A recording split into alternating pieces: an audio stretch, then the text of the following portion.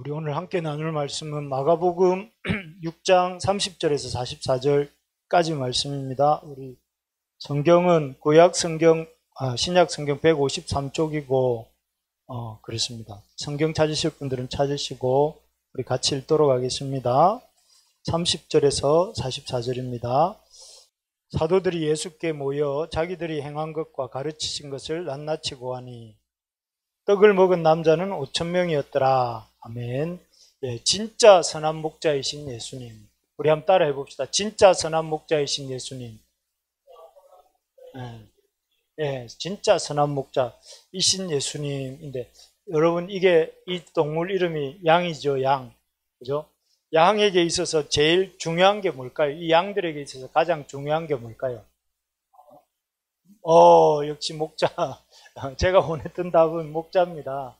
왜 목자가 중요하냐면은, 이 세퍼드가 이 양들을 초장으로 이끌고, 양들을 맹수로부터 보호하고, 또 양들의 갈 길을 인도해 주니까, 시력이 나쁜 양들을. 그래서 이 목자를, 어떤 목자를 만나느냐에 따라서, 목자가 있느냐 없느냐에 따라 큰 차이도 있고, 어떤 목자를 만나느냐에 따라서도 그들의 인생이 아니라 양생이 결정되겠죠.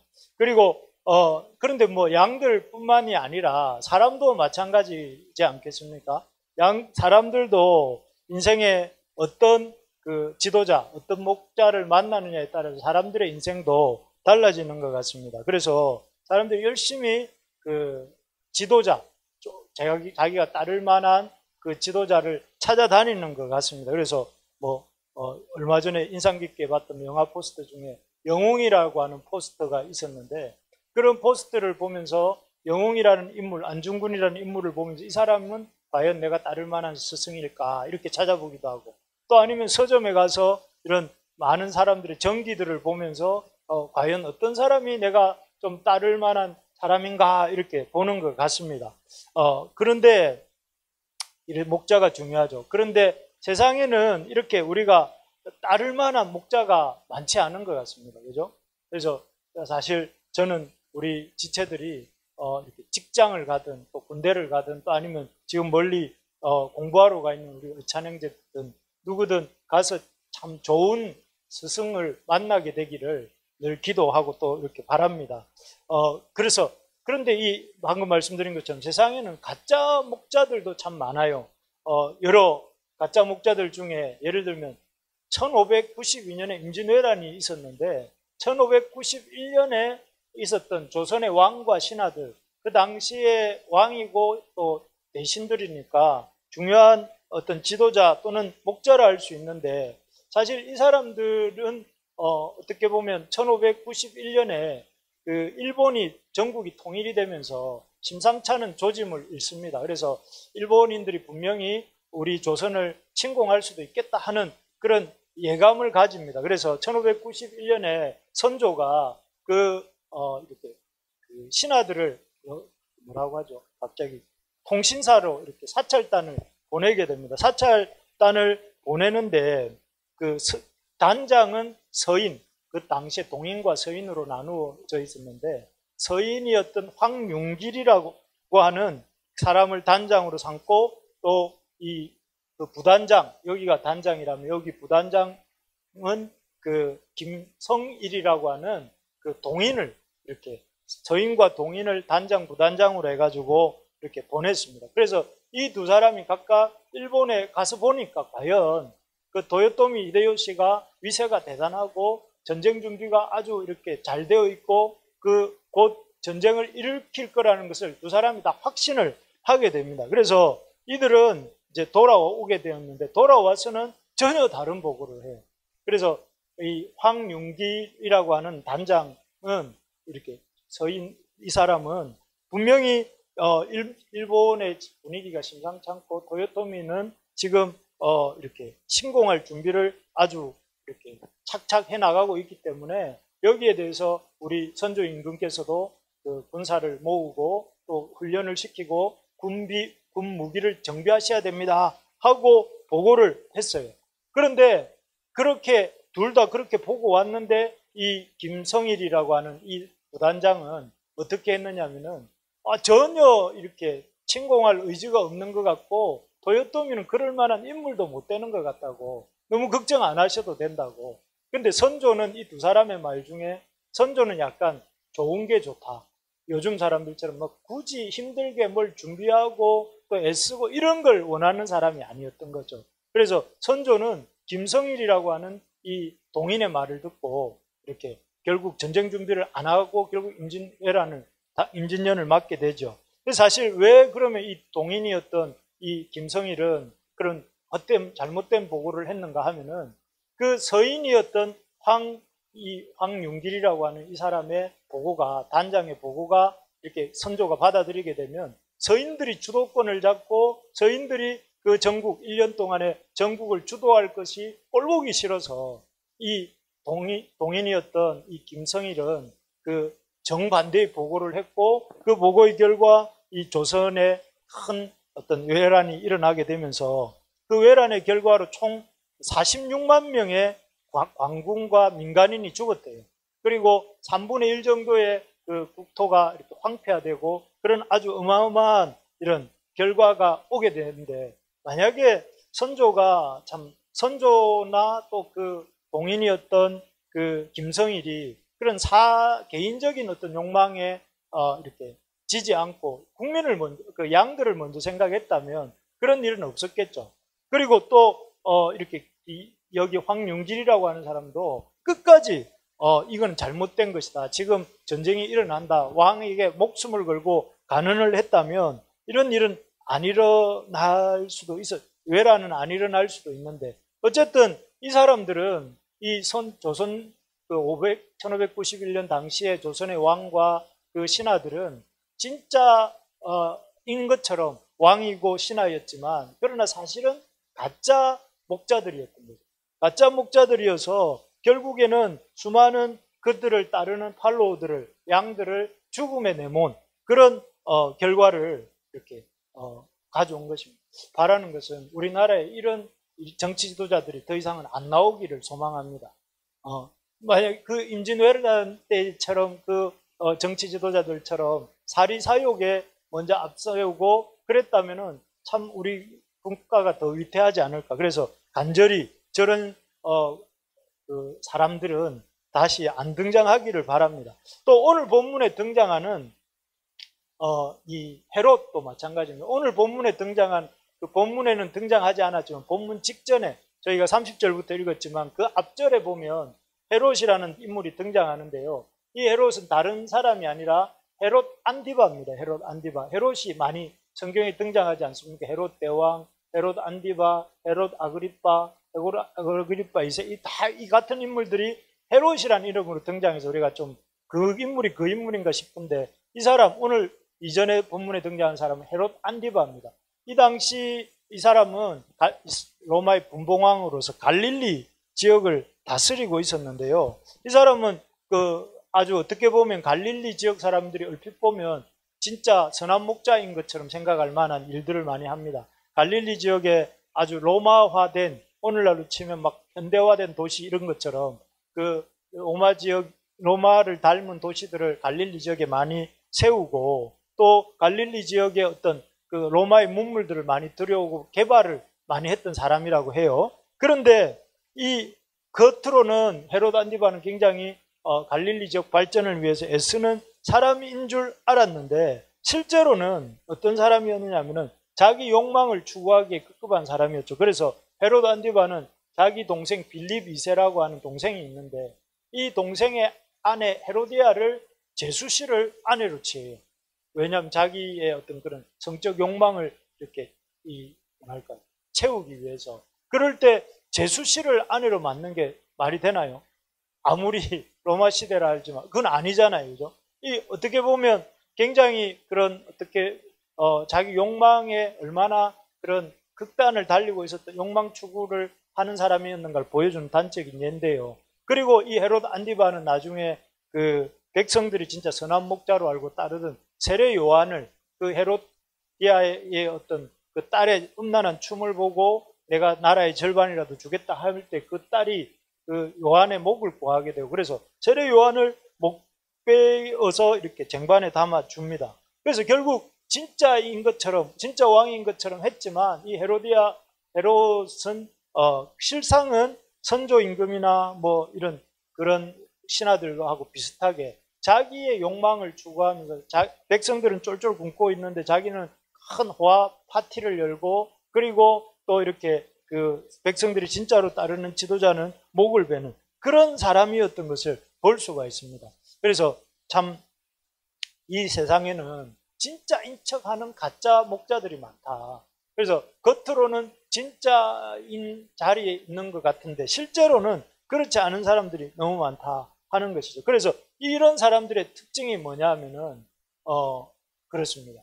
이 세상 가짜 목자들의 특징은, 첫째는 자신이 필요할 때만 백성을 찾는다는 거예요. 백성이 필요할 때는 백성 옆에 없어요. 그래서 앞에서 본 것처럼 선조 임금이나 김성일 이런 부단장은 나중에 다 백성들을 버리고 도망가잖아요. 전쟁이 일어났을 때. 저 전쟁 터졌다는 소문을 듣자마자 선조는 어디에 있었습니까? 신의주에 가 있었잖아요. 그렇게 아주 백성을 정말 필요할 때는 백성 옆에 없는 사람들이 이런 가짜 목자들의 특징입니다. 그래서 자기의 필요할 때만 자기 양이지 나중에 자기가 필요가 없어지면 이렇게 자기가 먼저 도망가는 이런 모습이죠. 또 하나는 자기 먹는 데만 관심이 많다는 거죠. 자기를 먹이고 하는 데만. 그래서 이 헤롯도 여기 오늘 본문에 보면 오병이어 기적이 일어날 무렵에 백성들은 쫄쫄 굶고 있어요. 그래서 3일간이나 굶고 있었다 이렇게 표현을 하는데, 그런데 이 무리들은 이렇게 굶고 있는데 자기는 잔치를 이렇게 갈릴리의 기인들과 천부장과 자기 대신들을 모아놓고 잔치를 벌이고 있는, 백성들의 어떤 제대로 먹고 있는지 먹지 못하고 있는지 이런 데 관심이 전혀 없습니다. 그래서 어떻게 보면 여러분들 압니까? 동막골, 웰컴 투 동막골, 거기에 보면 천장이 이 지도력의 핵심은 뭐냐고 이렇게 물으니까 잘 먹이는 것이요 이렇게 했잖아요. 그 천장만도 못한 사람들이 가짜 목자들인 거죠. 그리고 또 하나 보면 백성의 아픔과 필요에 대해서 무관심합니다. 그래서 백성들이 어디로 가고 있는지 또 무엇 때문에 힘들어하고 있는지 이런 들에 대해서 전혀 관심이 없는, 그래서 여러분 우리가 이런 가짜 목자들을 잘 분별할 수 있기를 바랍니다. 그래서 자기를 딱 이렇게 이런 가짜 목자들이 올 때에 그런 어떤 행실을 보면서 저 사람은 따를 만한 사람이 아니구나 이걸 보면서 분별을 해야 되는데 그게 잘 안 되는 사람들도 안 되는 경우도 많은 것 같습니다. 자, 그래서 이런 가짜 목자들이 너무 많다 보니까 우리가 사실은 목자에 대한 이런 신뢰들이 많이 없는데, 하지만 우리 예수님은 우리를 여기부터 한번 같이 읽어볼까요? 시작. 우리를 먹이시고 인도하시는 진짜 목자이시다. 예, 여기 보면 예수님께서 이렇게 앞에 보았던 그런 가짜 목자들과는 달리 진짜 목자이시다. 왜 그런가 하면은 사실 예수님이 이 본문 시작할 때 여러분 자세히 읽어보면 알겠지만 제자들이 전도 여행을 다녀와서 제자들은 엄청 지치고 피곤한 가운데 있었습니다. 그래서 음식 먹을 겨를도 없어서 지쳐 있었다고 나와 있고 예수님도 그런 상황이었습니다. 그런 상황 속에서 예수님께서 제자들에게 한적한 곳으로 가서 좀 쉬어라 이렇게 말씀하셨거든요. 한적한 곳으로 가서 쉬어야 될 만큼 예수님과 제자들이 지쳐 있는 상태입니다. 그런데 그 지쳐 있는 상태로 예수님께서 이 지도를 보면 원래 여기 가버나움이 여기 있거든요. 가버나움이 있는데 예수님이 가셨던 곳은 이 베세다 쪽이에요. 약 한 30km 정도 배를 타고 가면 그 정도 거리라고 하는데 30km 정도를 가셔서 이제 사람이 없는 이불로 광야로 갔어요. 광야로 갔는데 거기에서 사람이 없다고 갔는데 5,000명이 나타났을 때 어떤 기분이 들까요? 아니 그냥 이 가버나움에서도 5,000명 보기가 어려울 텐데 사람 피해서 제자들과 쉬려고 갔는데 거기에 이렇게 여러분들이 휴가를 갔는데 거기에 목사님이 나타났다. 그런 거하고는 좀 다를까요? 어쨌든 그 사람을 피해 갔는데 5,000명이나 이렇게 있고 그럴 때 예수님 입장에서는 제자들 입장에서는 심이 안 되겠죠. 당연히 반갑지 않겠죠. 그러나 예수님 어떻게 했느냐면 이 무리들을 환영하고 반대하시면서 이렇게 맞아주세요. 그 무리들을 목자 없는 양과 같이 불쌍히 여기시고 무리들을 이렇게 반가워하시는 장면이 나옵니다. 그래서 그 사람들이 이렇게 찾아왔을 때 그들에게 어떻게 환대하시냐면 그 무리들을 열심히 말씀으로 가르치세요. 말씀으로 얼마나 열심히 가르치셨는지 이 제자들이 이렇게 나중에 와서 선생님, 예수님, 지금 해가 저물어서 저녁 먹을 시간이 되었습니다. 이 무리들을 마을로 보내서 총각 동네로 보내서 이들을 먹입시다 이렇게 말을 해요. 그 말은 예수님이 너무나 열중해서 이 무리들을 가르치고 계셨다는 것이잖아요. 그 말은 다르게 말하면 예수님이 이 사람들을 진심으로 대하고 계신 거잖아요. 이걸 보면 예수님이 그렇게 피곤하고 힘든 상태에서도 무리들을 이렇게 기뻐하시고 무리들에게 어떤 최선을 다해서 말씀을 가르치는 이런 모습을 볼 수 있습니다. 사실 그런데 예수님은 이 무리들에게만 그런 것이 아니고 여기 보면 이 제자들에게도 그렇게 말씀하세요. 제자들이 전도 여행 마치고 돌아와서 이렇게 여기 보는 것처럼 보고를 했습니다. 어떤 일이 있었고 선생님 그렇습니다 이렇게 말을 하니까 예수님이 그 지쳐있는 제자들을 보고 이렇게 말씀하세요. 참 은혜가 되더라고요. 잠깐 쉬어라. 한적한 곳으로 가서 잠깐 쉬어라. 보통 같으면 너가 할 일 했지 뭐 대단한 일 했다고 지금 힘든 척 하고 있어. 가서 먹을 거 구해와. 이렇게 말씀하셔도 될 것, 그렇게 말씀하실 분은 아니지만 그렇게 하실 수도 있는데 그렇게 하시는 게 아니라 잠깐 쉬어라. 참 그런 거 보면 우리 하나님은 멋이 있으신 것 같아요.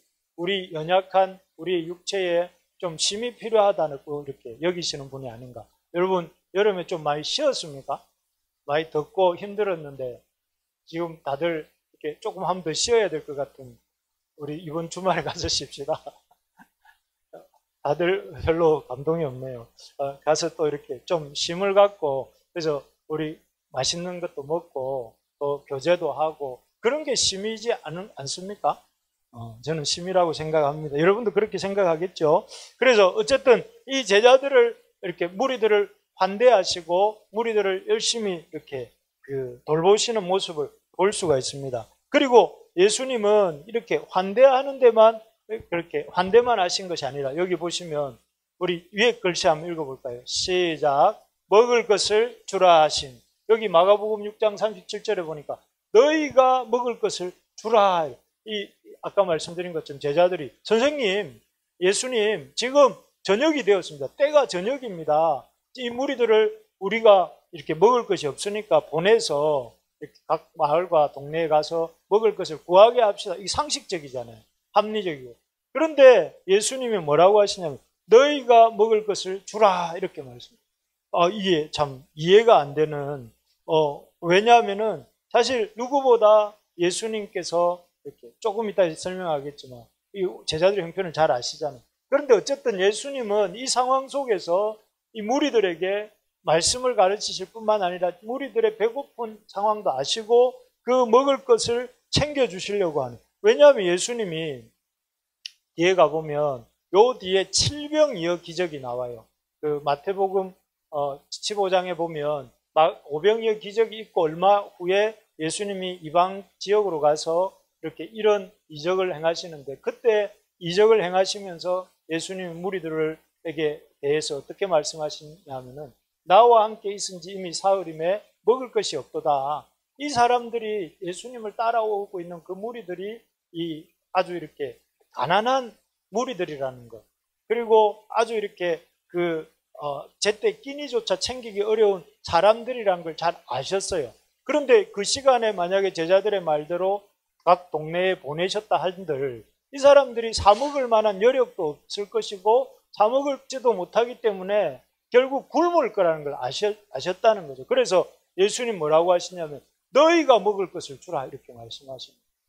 그래서 예수님의 마음은 무엇이냐면은 이 무리들을 먹이시고자 하시는 어떻게든 이렇게 먹이시려고 하고 그래서 예수님 그 다음에 하시는 말씀이 뭡니까? 제자들이 아주 이렇게 우리가 200데나리온의 떡을 사다 먹이리까 하면서 약간 항의 쪼로 예수님한테 반항조로 그렇게 말한 거죠. 우리가 200데나리온의 떡이 필요합니다. 이렇게 돈이 필요합니다 하니까 예수님, 너희들 가진 것이 무엇이냐 이렇게 묻잖아요. 그러니까 물고기 2마리와 이렇게 떡 5개를, 어린아이의 도시락, 참 그걸 보면 이 무리가 얼마나 가난했는지 알겠죠.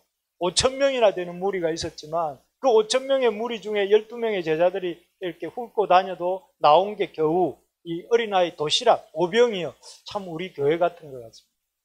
아주 이렇게 가난한 아닌가, 우리 교회는 좀 부자인가, 어쨌든 그렇게 가난한 사람들이 이 무리들이었던 것 같아요. 무리들이었는데 이 무리들이 참 가난한 이 무리들이 오병이어를 가지고 나왔을 때 예수님께서 그것을 축사하셔서 이렇게 하십니다. 우리 한번 42절 43절 한번 읽어보겠습니다. 시작. 다 배불리 먹고 남은 떡 조각과 물고기를 12바구니에 차게 거두었으며, 이 무리들이 갖고 나온 떡 2개와 물고기 5개와 물고기 2마리를 축사하신 후에 그것을 나눠주는데 신기한 일이 벌어진 거죠. 바구니에 있는 떡을 꺼내도 이렇게 없어지지 아니하고, 또 떼어도 고기가 이렇게 줄어들지 않는 그런 신기한 역사가 일어난 것입니다. 그러면서 다 배불리 먹고 남은 떡 조각과 물고기를 12바구니에 채웠다. 그래서 사실 이 기적은 사복음서에 이렇게 다 나오는 기적이 잘 없는데, 이 오병이어 기적은 마태, 마가, 누가, 요한이 다 공히 이 기록을 남길 만큼 이것이 실제적으로 일어났던 사건이라는 것을 이렇게 증명을 하는 것입니다. 이 사건을 통해서 예수님은 결국은 예수님께서 지성의 어떤 그들에게 환대하시고 하나님 나라에 대해서 머리에만 가르치시는 분이 아니라 실제적인 것도 필요를 채우시는 분이다. 예수님께서 그 어떤 무리의 배고픔을 아시고 그 배고픔의 문제를 해결해 주시는 분이다 하는 것을 보여주는 것입니다. 앞에서 보았지만 헤롯 안디바는 어떻겠습니까? 이 가난한 자신의 백성들, 어떻게 보면 자신의 백성들이죠. 갈릴리 분봉왕이니까. 그런데 자신의 백성들은 먹을 것이 없어서 사흘 동안 아무것도 못 먹고 이렇게 여기 sol렸다가 저기 흩어졌다가 하면서 다니고 있는데 파티를 벌이고 있고, 그러면서 자기의 어떤 그 욕망을 찾아서 이렇게 열심히 살아가고 있는 마당에, 그런데 그 배고픈 무리들을 예수님께서는 백성의 그 배고픔과 그 무리의 배고픔과 그들의 가난한 형편을 헤아리시고 이렇게 놀라운 이적을 행하셔서 그들의 배고픔을 해결해 주고 계신 것이죠. 그래서 이 사실을 통해서 우리가 깨닫게 되는 것이, 예수님은 참된 진짜 참 선한 목자이시다 하는 것을 볼 수가 있습니다. 그래서 예수님은 자기가 피곤하고 힘든 중에 찾아온 무리들을 이렇게 배척하지 않으시고, 자기를 찾아온 무리들을 환대하시고, 그들의 배고픔의 문제를 아시고 그들의 배고픔의 문제를 해결할 수 있는 이런 이적을 행하시고, 그리고 여기에서 그치는 게 아니고 사실은 예수님은 이 배고픔의 문제만을 이렇게 해결해 주시지는 않았습니다. 나중에 보면 영원한 생명에 대한 말씀도 주시죠. 그래서 요한복음에 보면 이 요한복음에는 오병이어의 기적의 말미에 이런 말씀이 붙어 있습니다. 요한복음 6장에 우리 한번 같이 읽어봅시다. 6장 35절입니다. 시작. 예수께서 이르시되 나는 생명의 떡이니 내게 오는 자는 결코 줄이지 아니할 터이요 나를 믿는 자는 영원히 목마르지 아니하리라. 이게 사실은 예수님이 궁극적으로 이 무리들에게 주시고 싶었던 게 뭐였냐면은, 예수님이 첫 번째는 이 무리들을 따뜻하게 환대하시고 그들이 모르는 것들을 가르치시고 하나님 나라에 대해서 알려주셨잖아요. 그리고 그들의 고픈 배를 배불리 다 한 사람도 빠짐없이 그들의 실제적인 필요들을 채워주시고, 그리고 그 다음에는 예수님이 여기 말씀하시는 것처럼 생명의 떡을 주시고 그로 인해서 영원히 목마르지 않게 하시는 것이 결국 주님께서 궁극적으로 이 무리들을 향해 갖고 계시는 이런 마음이었던 것입니다. 그래서 우리가 이 말씀을 통해서 예수님은 자신이 선한 목자다, 진짜 이렇게 양들의 그 배고픔과 양들의 갈 길과 양들을 보호하시는 보호를 선한 목자가 하듯이 예수님도 바로 그런 선한 목자이심을 이렇게 보여주십니다. 근데 여러분, 예수님이 당신을 백성들에게 선한 목자로 보여준다 하는 것은 어떤 의미가 있냐면, 구약에서는 하나님을 어떻게 표현하냐면은 선한 목자로 표현을 해요. 그래서 대표적인 그 하나님을 선한 목자라고 표현했던 성경이 어디입니까? 시편 23편이잖아요. 여호와는 나의 목자시니 하면서 그 목자이신 하나님에 대해서 쭉 이렇게 다윗이 노래하는데, 그 노래 속에서 이 하나님을 선한 목자이신 분으로 이렇게 묘사를 하죠. 에스겔서 34장에도 가면 에스겔 선지자가 하나님을 선한 목자로 묘사하는 긴 본문이 나와요. 이걸 통해서 사실은 예수님은 이 말씀 속에서 당신이 그 구약에서 약속했던 시편 23편과 에스겔서 34장에 약속됐던 그 여호와 선한 목자, 그분과 같으신 당신이 이런 영원한 생명을 주시는 참된 하나님의 아들이신 것을, 메시아이신 것을 이렇게 보여주는 것이죠. 그래서 이 본문을 통해서 예수님이 참 하나님이시고 하나님이 보내신 그리스도로서 선한 목자다 하는 것을 우리에게 보여주고 계신 것입니다. 할렐루야.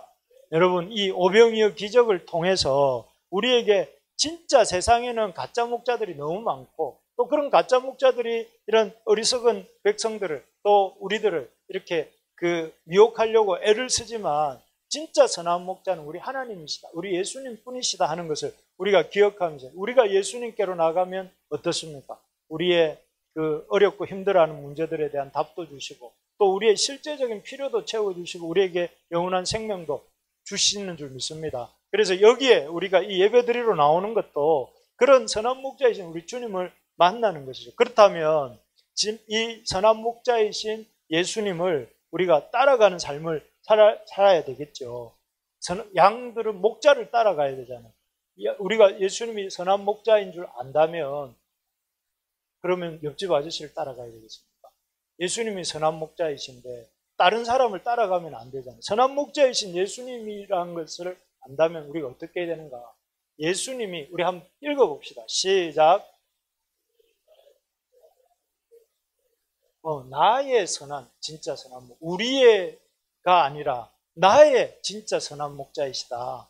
그래서 어떤 주변에 우리라는 말 속에, 익명성 속에 우리가 숨으면 안 되고, 나의 진짜 선한 목자이심을 믿어야 된다. 그래서 세상 사람들은 어떻습니까?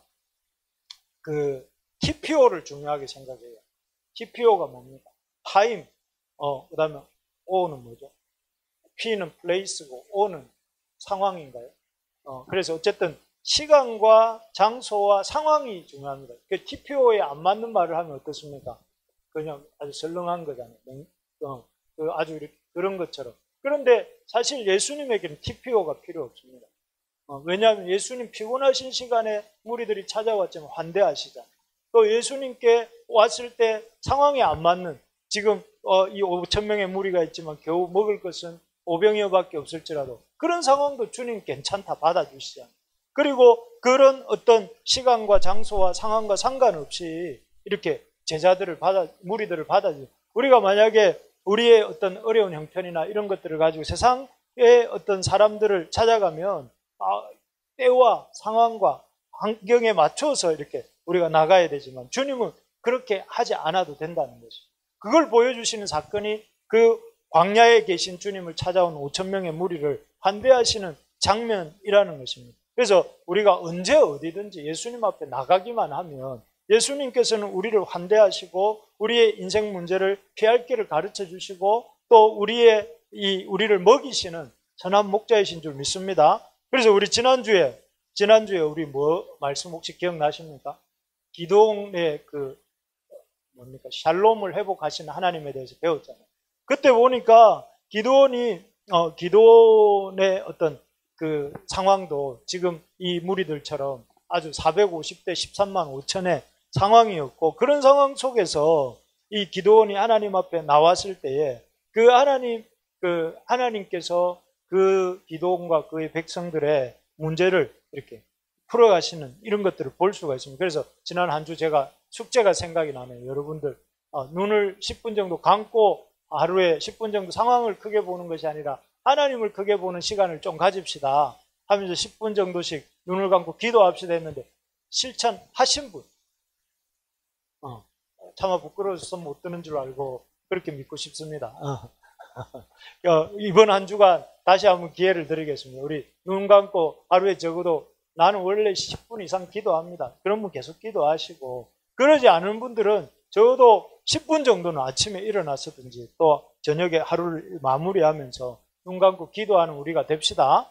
그래서 상황이 아니라 하나님을 크게 보는 우리가 되기를 소망합니다. 두 번째는 우리의 이성, 감정, 경험을 넘어서 역사하시는 분이심을 믿어야 된다. 여러분 그렇지 않습니까? 5,000명의 무리가 왔습니다. 그럴 때 제자들의 입장에서 생각을 해볼 때 예수님이 그들을 환대하시고 막 말씀을 가르치시니까 제자들은 우리 주님이시니까 저러시겠지, 저러실 수 있다 이렇게 생각을 했겠지만, 저녁 시간이 되어서 제자들이 무리를 보내서 먹게 합시다 이렇게 예수님한테 말을 했는데, 너희가 먹을 것을 주라 이랬을 때 어떤 생각이 들었겠습니까? 원래 예수님 우리를 여기에 왜 오자고 하셨지? 오자고 하시니 우리를 좀 쉬게 하려고 오신 거 아닌가? 그런데 이 5,000명의 무리를 우리 12명이 먹이려면 어떻게 도대체 얼마나 더 많이 수고해야 되는 거지? 하면서 예수님에 대해서 감정이 안 좋지 않겠습니까?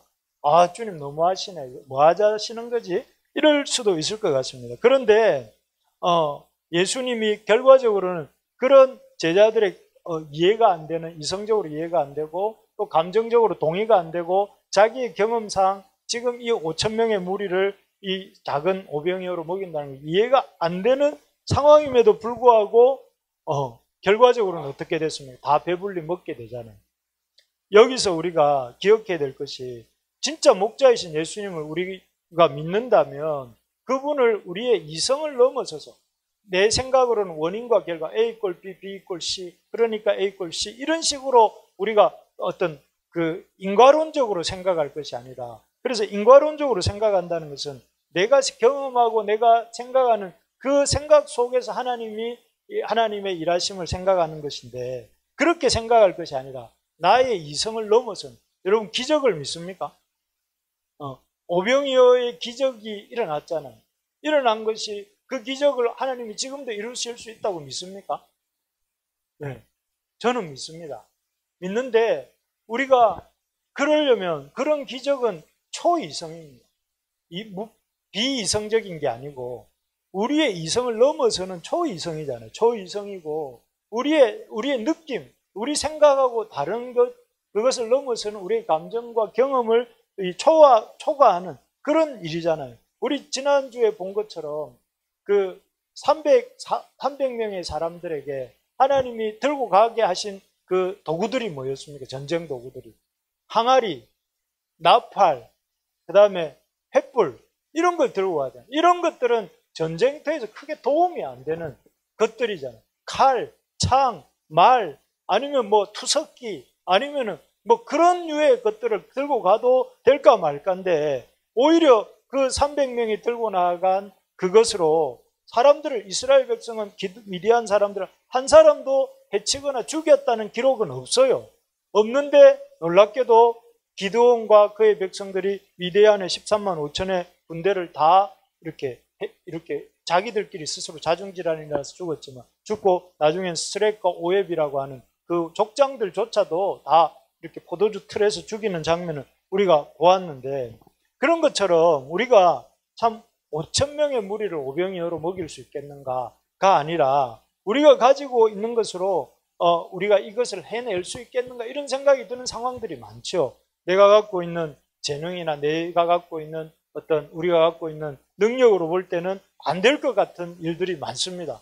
그럴 때 우리가 우리의 이성을 믿지 말고, 우리가 갖고 있는 재능을 믿지 말고 우리 하나님을 믿는 것이, 거기서부터 믿음이라는 거예요. 거기서부터. 그래서 우리 바라는 것은, 여러분 방금 고백하기를 나는 믿습니다, 기적을 믿습니다, 하나님이 이루시는 이적을 믿습니다 이렇게 했는데, 물론 하나님 지금 우리에게 이런 이적들을 행하고 계시죠. 우리가 그 이적을, 사실은 여러분 앞에 있는 제가 이적입니다. 이적 가수 말고 제가 이적입니다. 그 이적은 뭡니까?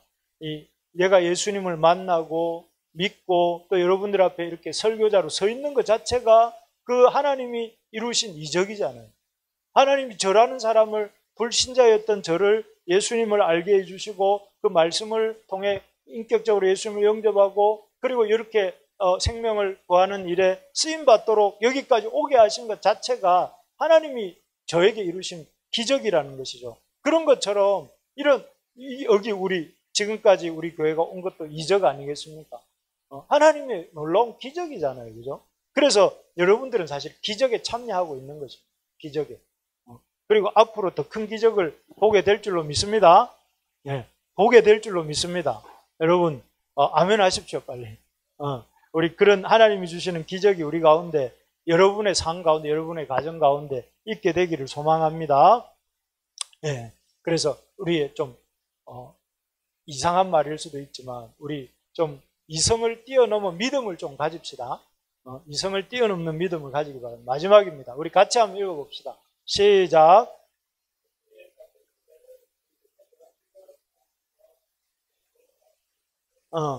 여기 좀 길지만 예수님이 오병이의 기적의 현장을 예수님이 직접 떡을 떼고 이렇게 고기를 나누면서 기적을 행하셨는데 그 기적을 수행했던 사람들은 누굽니까? 제자들을 통해서 하셨는데 왜 그러셨을까요? 그냥 무리들이 일일로 서가 쭉 와서 이렇게 필요한 만큼 집어가라. 이렇게 하셔도 될 텐데 굳이 무리들을 앉히시고 그 무리들과 예수님 사이에 물론 뭐 사고가 날 수도 있으니까 많은 사람들이 몰리면 그러실 수도 있겠지만 제자들에게 일일이 가서 전달하도록 하신 이유가 저는 이거라고 생각합니다. 예수님께 받은 은혜를 이 은혜가 필요한 사람들과 나누는 것을 배우도록 내가 이렇게 딜리버리하는 나누는 하나님의 은혜를 전달하는 그런 사람이구나 하는 것을 제자들에게 깊이 그 몸의 언어로 배우게 하고 있는 것이죠. 그래서 이것을 통해서 결과적으로 쉽게 한마디로 줄이면 예수님 닮은 목자로 살아라. 너희들도 목자로서 다른 사람들. 그래서 사실 오늘날 우리 한국교회에 꼭 많이 필요한 사람이 누구라고 생각해요? 나는 이런 예수님 닮은 목자라고 생각합니다. 예수님께 받은 은혜를 자기에게 그치는 것뿐만 아니라 더 나아가서 전달하는 사람. 내가 받은 은혜를 내가 다른 사람들과 나눌 줄 아는 사람이 되는 것. 쉽게 말하면 성경을 배우고 가르칠 줄 아는 사람이 되는 것. 이런 것이죠. 그리고 다르게 말하면 예수님이 우리를 사랑하셨던 그 사랑으로 다른 사람을 사랑할 줄 아는 예수님 닮은 목자가 되는 것. 우리 옆에 있는 분한테 우리 예수님 닮은 목자가 됩시다. 목자가 되시기 바랍니다. 그래서 여러분 예수님이 우리 이 무리들을 그렇게 제자들을 통해 먹이심을 통해서 제자들도 예수님 같은 그런 목자로 살도록 이렇게 돕고 계시는 것이죠. 이를 위해서 여러분 해야 될 일들이 있습니다. 우리가 목자가 되려면 먼저는 이 교회 안에서부터 여러분들 받은 은혜를 서로 좀 나누는 연습을 해야 돼요. 여러분 이렇게 아마 이 자리에 앉아 있어도 똑같은 말씀을 듣고도 받는 은혜가 다 다를 거예요. 다 다른데 그 은혜를 좀 나누는 것을 사랑하는 아름다운 마음들이 모여서 주의 은혜 나누며 이런 찬양이 있잖아요. 그 찬양처럼 우리가 받은 은혜를 서로 나누는 것이 좀 서로 나는 이번 주간에 사는데 이런 은혜가 받았는데 참 좋았어요. 그런데 참 그 은혜를 생각해 보면서 제 마음에 힘을 얻고 이번 한 주간 이렇게 살았는데 우리 형제하고 우리 자매하고 좀 나누고 싶습니다. 이런 은혜를 좀 나누는 연습을 해야 됩니다. 그래서 말씀의 은혜 나누는 연습을 우리 좀 하자. 그래서 이런 것 좀 우리 카톡방이 사실은 거의 공지 카톡방처럼 돼서 원래 또 그렇게 쓰려고 한 거지만 약간 그런데 좀 거기에 한 번씩 좀 훈훈한 휴머니티가 좀 나왔으면 좋겠어요. 좀 이렇게 감사의 제목도 한 번씩 나오고 또 한 번씩 여러분들 받은 은혜에 대해서 좀 이렇게 좀 한 줄이라도 올리고 그러면 어떨까 싶습니다. 뭐 쉽지는 않겠지만 여러분 받은 은혜들을 나누면 나는 오늘 별로 이렇게 드라이하게 하루를 지냈다 하더라도 우리 지체가 받았던 은혜들을 뭐 이렇게 들으면서 또 보면서 우리가 서로 하나님 오늘 이렇게 일하시는구나. 내게도 그런 일이 있었는데 나는 그거를 또 한번 돌아보게 되는 그런 거 있지 않습니까? 그래서 저는 좀 받은 은혜를 나누는 연습을 좀 하자. 그거 내 거 아니잖아요. 은혜는 하나님 주신 거죠. 그렇다면 우리 좀 나누어야 되지 않겠습니까? 그리고 또 하나는 우리가 좀 하나님께 받은 물질도 좀 나누면 좋겠어요. 하나님 좀 이번에 제가 목사님 왔는데 제가 이번에 뭘 했는데 돈을 좀 많이 벌었습니다. 좀 그런데 많이 벌었으니까 목사님 밥을 한 그릇 사드리고 싶습니다. 이럴 수도 있잖아요. 그런 분들 많이 있지만 저한테도 있지만 여러분들 그렇게 서로 목사님뿐만 아니라 딱 보니까 박지원 간사님 요즘 피곤해 보이는데 경운행기 용돈을 많이 받았는데 목사님 제가 밥을 한 그릇 사드리고 싶습니다. 할 수 있잖아요. 은혜를 아니 그 반대도 마찬가지. 우리가 서로 좀 이렇게 받은 것들이 있으면 하나님께로 받은 것들이 있으면 좀 나누자. 교회 은혜가 그렇게 흘러가는 거죠.